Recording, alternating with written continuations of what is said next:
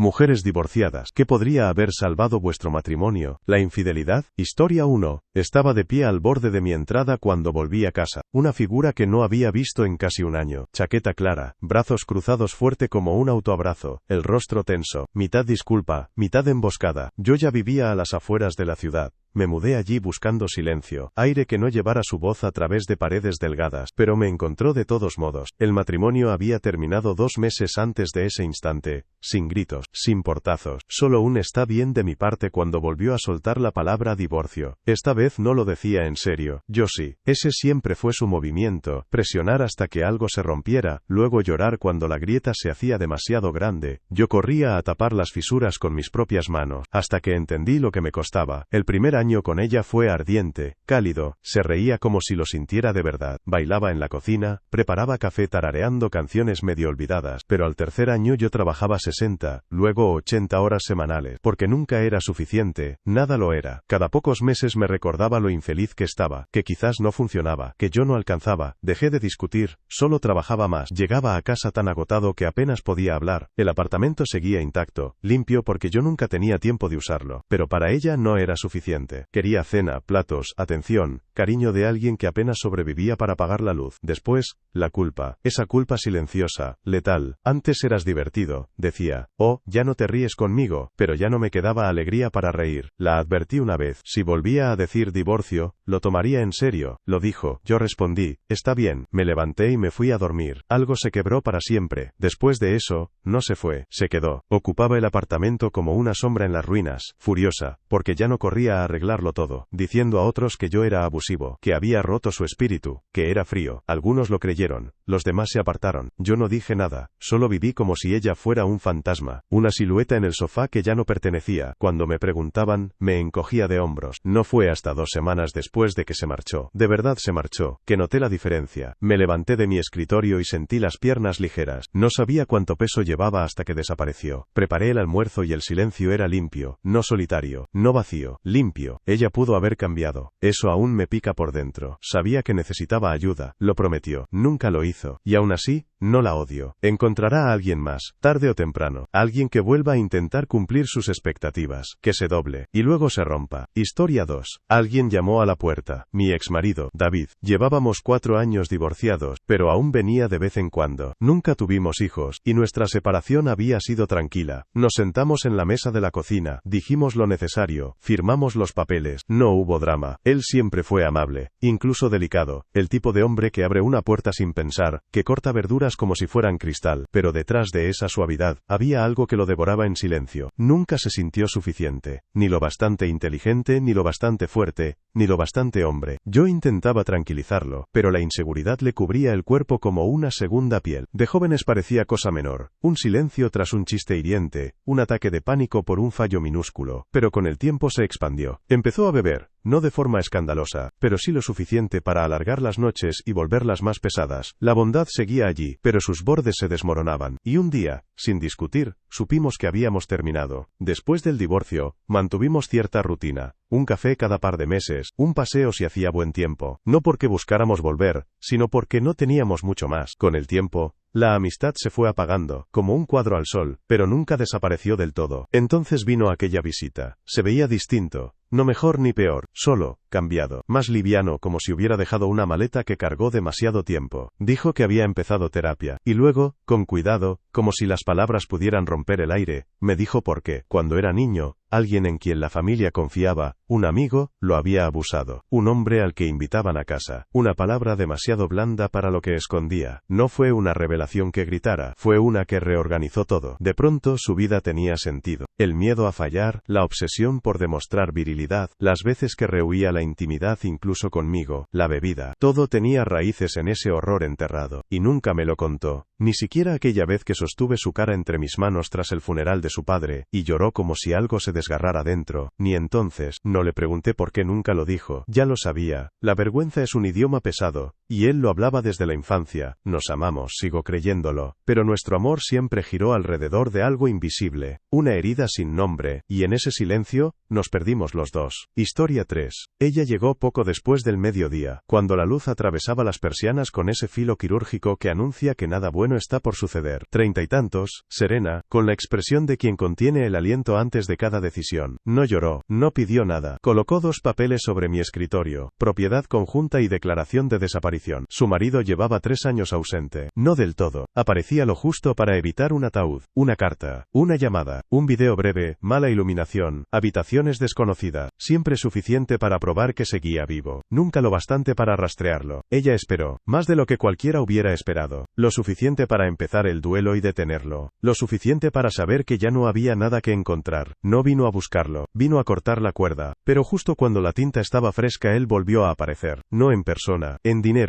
Una transferencia grande desde un banco en Lisboa. Luego otra en Praga, con otro nombre pero la misma fecha de nacimiento. El hombre que decía no tener nada, que vivía de su paciencia y de su cuenta bancaria, acababa de mover 6 cifras por Europa. El giro no fue el dinero, fue el momento. Los depósitos ocurrieron días después de que ella solicitara legalmente su desaparición. No solo estaba vivo, la vigilaba. Revisamos todo: accesos, cuentas compartidas, historiales. Su servicio de streaming había sido usado cada semana desde lugares desconocidos. La biblioteca de Kindle estaba llena de títulos que ella nunca abrió. Un GPS de un coche que habían vendido marcaba actividad en Austria. Ella trabajaba en 2 empleos, de día en un salón, de noche limpiando casas. Él decía que no podía trabajar, problemas de salud, niebla mental, demasiado roto. Ella pagaba las medicinas, la terapia, incluso sus excusas. Y ahora, un piso en Viena, pagado al contado, bajo otro nombre. Ella no quería venganza, quería que la ley lo declarara vivo, y por lo tanto responsable. Si podía abrir cuentas y firmar contratos, también podía firmar cheques. El tribunal estuvo de acuerdo. Cuando congelaron sus bienes, la actividad explotó.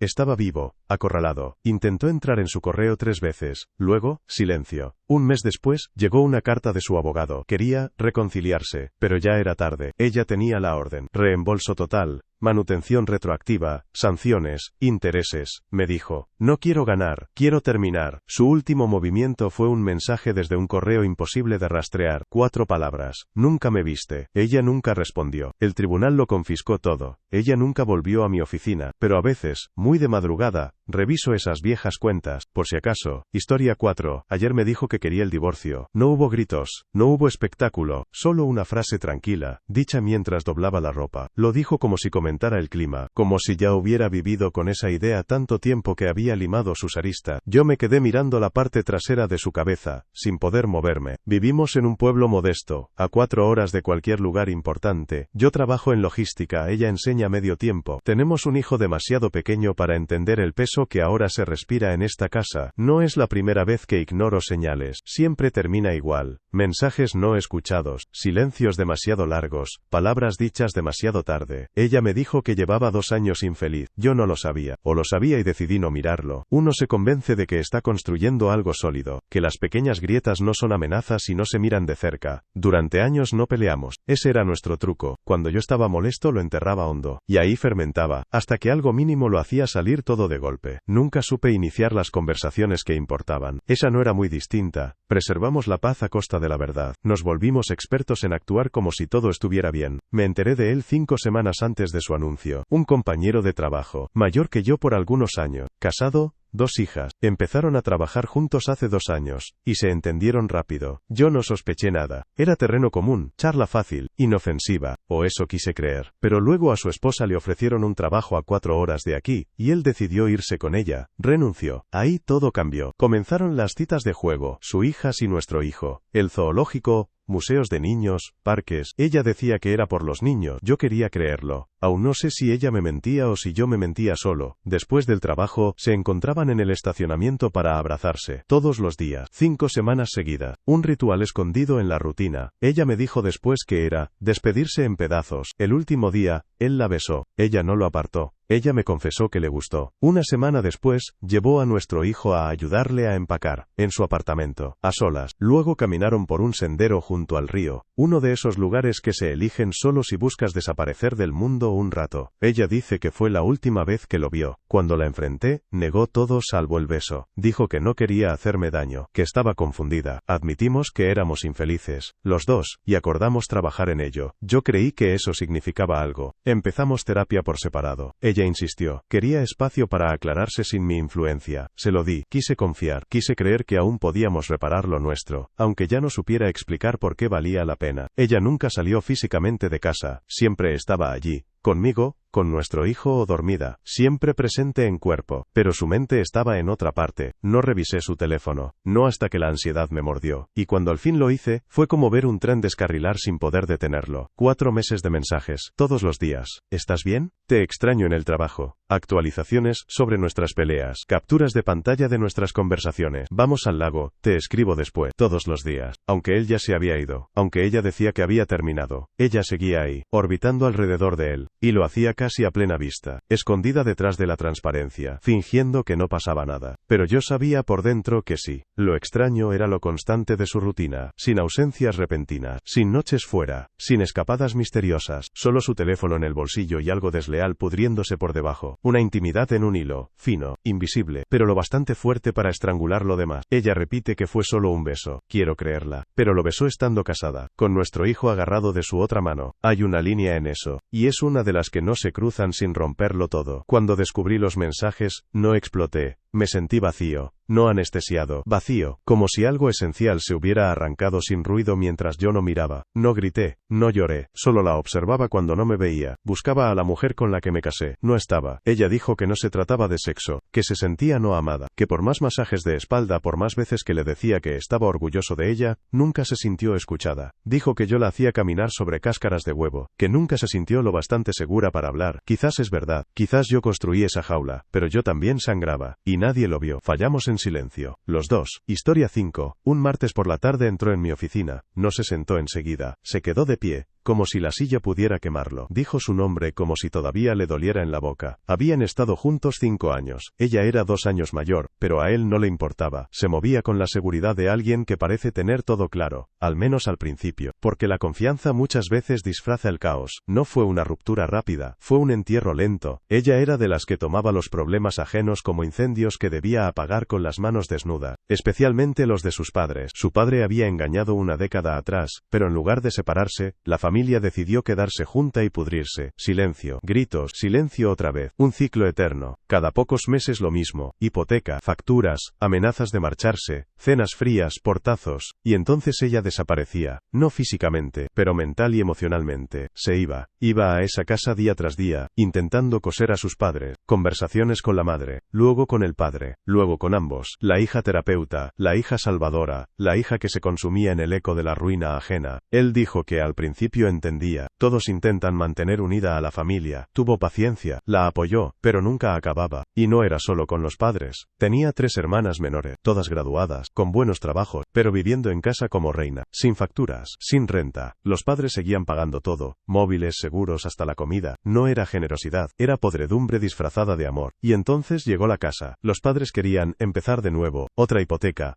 otra dirección, los mismos problemas. Pidieron a las hijas firmar con ellos. Las 3 dijeron que no, no porque no pudieran, sino porque no querían la carga. Ella dijo que sí. Ese fue el quiebre. Él le dijo que la apoyaría solo si las hermanas pagaban alquiler, $500 al mes cada una. Nada desmedido, menos aún en Texas. Pero se rieron. Los padres se echaron atrás. Nadie quiso presionar, excepto ella. Ella dijo: lo haré de todos modos. Si hace falta, yo pago. Tengo que hacerlo por el matrimonio de mis padres. Y en ese instante él entendió. Ya no tenía pareja. Ella no construía una vida con él. Ella apuntalaba ruinas ajenas. No era su compañera. Era el último pilar, el escudo humano, la salvación gratuita de todos los demás. Él no gritó, no dio un portazo. Solo se apagó por dentro. Y ella ni lo notó durante semanas. Porque siempre había alguien más urgente que él. Dijo que solo después, cuando ella se marchó a sofocar otra crisis familiar, descubrió algo extraño. El silencio podía ser bueno, que el timbre del teléfono ya no lo ponía en guardia, que al sentarse podía sentir, por primera vez en mucho tiempo, el suelo firme bajo sus pies. Historia 6. Yo estaba al volante, Otra vez, esperándolo frente a la cafetería en las afueras del pueblo. A través del parabrisas lo veía sonreír mientras limpiaba el mostrador, mangas arremangadas, palabras amables para cualquiera. La gente solo veía al barista simpático. No sabían del doctorado escondido en su bolsillo ni de las peleas que me esperaban en casa. Nos conocimos en la universidad, nos casamos en el posgrado. Parecía que crecíamos juntos, pero no. Yo avanzaba. Él se hundía en una comodidad disfrazada de sencillez. No tenía planes, no tenía prisa, ni siquiera licencia de conducir, literalmente. Vivíamos a kilómetros de todo, y su café estaba al borde de la autopista, sin transporte público. Así que yo conducía, mañana y noche, bajo nieve, bajo sol, vuelta tras vuelta, hasta que se convirtió en mecha. Le supliqué que hiciera el examen, que al menos intentara. Él solo se reía, murmuraba algo sobre coches y caos, y volvía a sus libros. Cuando finalmente estallé, cuando grité que no podía ser su chofer para siempre, parpadeó como si no entendiera de qué hablaba. Pero nunca fue solo sobre conducir, era lo que había debajo, su negativa a enfrentarse a la vida, a asumir responsabilidad,